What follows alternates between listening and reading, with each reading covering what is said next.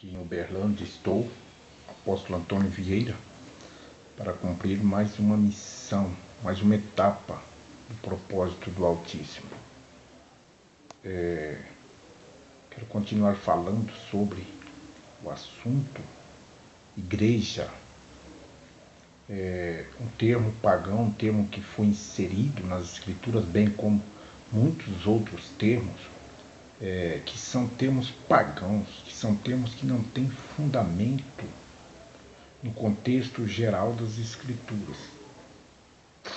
Por exemplo, esse termo, eu citei no outro vídeo, se referir a um ajuntamento qualquer tipo de ajuntamento, qualquer tipo de assembleia que esteja organizada com o intuito de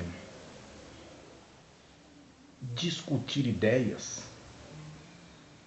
ou realizar algum evento dentro de uma ordem programática, pode ser considerado uma igreja. Um termo pagão, eclesia é o termo. Então, é um termo que os gregos, ao traduzir as escrituras,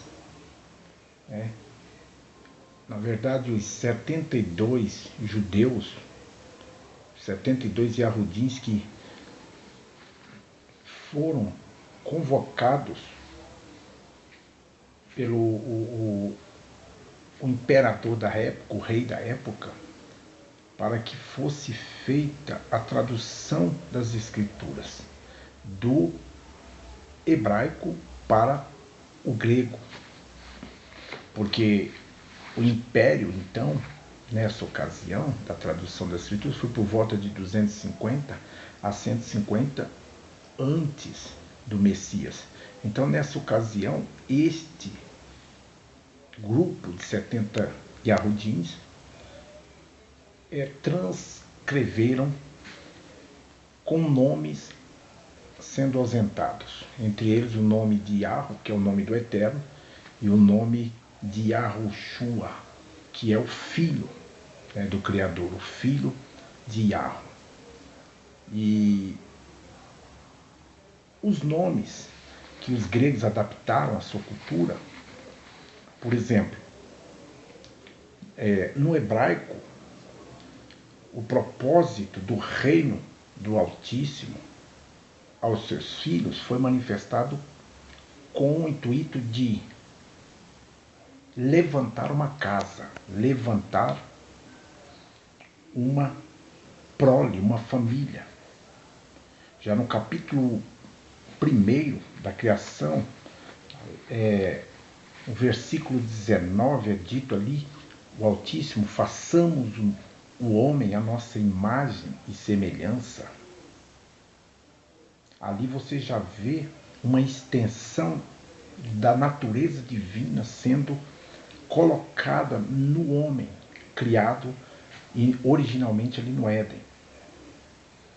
E um pouco mais à frente, no capítulo 2, quando é criado a mulher, o Eterno diz que seriam ambos uma só carne e que ali estaria sendo cumprido naquele casal um propósito de reprodução e de crescimento. Era para que eles crescessem, se multiplicassem, enchessem a terra, e sujeitasse-a,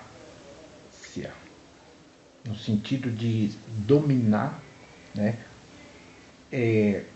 controlar, reger, gerir, gerenciar, cultivar toda a face da terra. Seria esse o propósito da extensão do reino do Altíssimo aqui na terra, utilizando este homem, ora com a sua mulher, para crescer e se multiplicar sobre a terra debaixo do propósito do Pai, do Criador.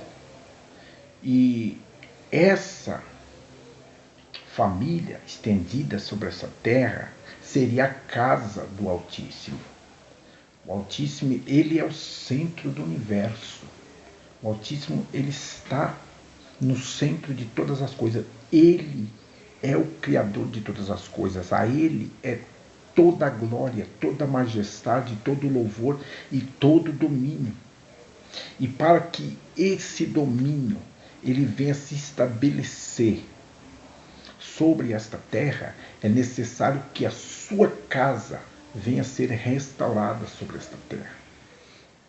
Então, eu definitivamente elimino do meu vocabulário o termo igreja. Todas as vezes que eu pronuncio esse termo, e assim deve ser compreendido, ele deve ser abolido, ele deve ser entendido como algo que foi acrescentado às Escrituras.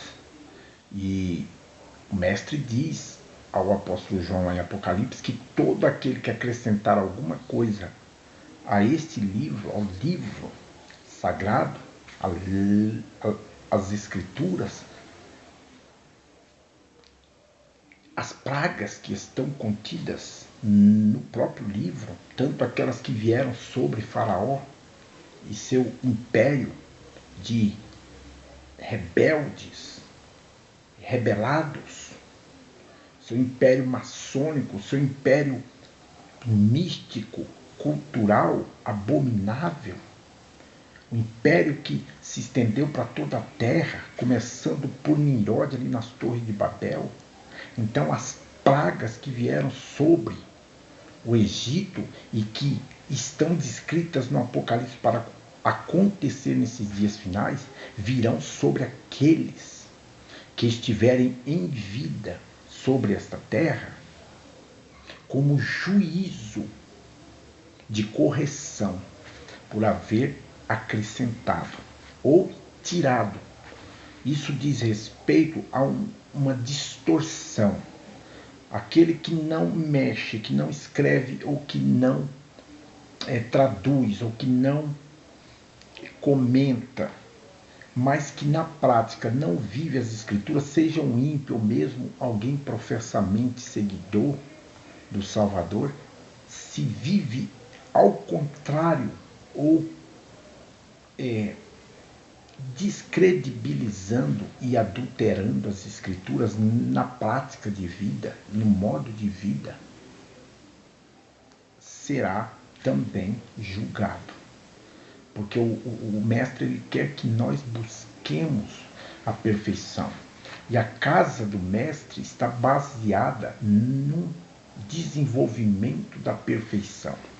Quando o Altíssimo delega ao homem ali no Jardim do Éden a sua missão, que gerisse, que dominasse, que controlasse o Éden, o homem estava perfeito, o homem foi criado perfeito, o homem tinha uma sanidade total, mental, física e espiritual, porque ele tinha o contato direto com o Criador, com o Pai, o Criador de todo o universo e do próprio homem. Portanto, a perfeição deveria continuar crescendo no relacionamento. E então, quando o mestre vem sobre esta terra, o mestre Yahushua, ele vem sobre essa terra, o nosso Messias, ele manifesta, não é? O Messias, Homi Hushihai, no original hebraico, o Messias, o libertador, ele vem manifestar este caráter do Pai. Ele veio para cumprir um propósito do Pai. Em Hebreus 2, não me lembro o versículo, diz que ele, embora sendo eterno, embora sendo semelhante ao Pai, ou sendo criador de todas as coisas, ele, no entanto, se fez, ele aprendeu a obediência por aquilo que ele passou. Ele se manifesta, se encarna como homem para viver as mesmas limitações e dificuldades e desafios que qualquer homem tem sobre esta terra. E ele tinha totais possibilidades de pecar, mas não pecou. Ele seguiu um propósito, direcionado pelo Espírito do Pai, que se manifestou sobre a sua vida. Ele cresceu pela incubação, nasceu e se desenvolveu pelo Espírito. Esse mesmo Espírito ele enviou, e por este Espírito, após ele subir ao céu, levou cativo o cativeiro. Então, qualquer que esteja com a sua fé depositada naquele que está ressuscitado e assentado num trono de glória e poder à destra do Pai, terá, pelo intermédio do Espírito que ele enviou, para nos guiar a toda a verdade, para que a vontade do Pai seja ensinada e falada às pessoas, aos seguidores, aqueles que têm este Espírito Santo. Esses então serão conduzidos mediante os dons de lideranças pelo mesmo Espírito estabelecidas, para que todos, grandes e pequenos, cheguemos à perfeição. Este é o ministério, é que a casa do Pai, ele é o cabeça do Messias, o Messias o cabeça de todo o seu corpo, não é? A sua casa, os seus seguidores, venham chegar a uma unidade de fé e de amor a o Pai, para com o Pai. O Pai, ele deve ser amado acima de tudo e de todos. Ele deve ser amado acima da sua esposa. Ele deve ser amado acima do seu esposo. Priorizar o Pai, ainda que você venha sofrer retaliações, mas você manter o amor e a sua fé depositada em primeiríssimo lugar, acima de tudo, na pessoa do Pai, por intermédio de seu Filho, com seu Espírito Santo em nós depositado.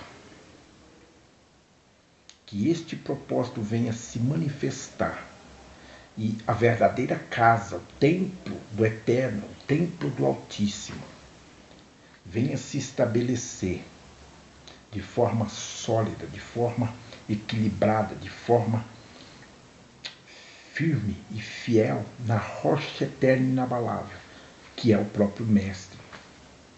Todos os profetas operaram dentro desta rocha. Eu me lembro, capítulo 25 de Êxodo, se não me falha a memória, versículo 31, Moisés, ele é chamado pelo Altíssimo, ele está ali orando, intercedendo, né, pelo povo. Ele queria que o Altíssimo fosse com ele perante aquele povo. E então ele clama, capítulo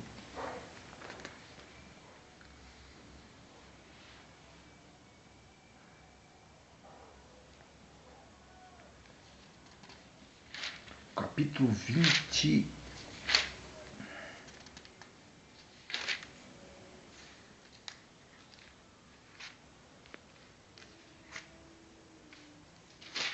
em Êxodo,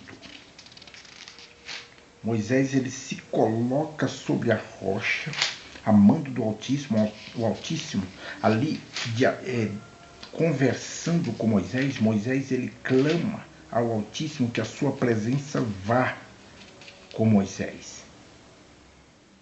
Então, o Altíssimo manda com que Moisés viesse e se colocasse sobre a rocha, porque ali o Altíssimo falaria com Moisés. Essa rocha, a qual o Altíssimo convoca, que Moisés se coloca, é o fundamento eterno do Messias. Um fundamento inabalável, um fundamento que não pode jamais ser abalado. Capítulo 33 de Êxodo.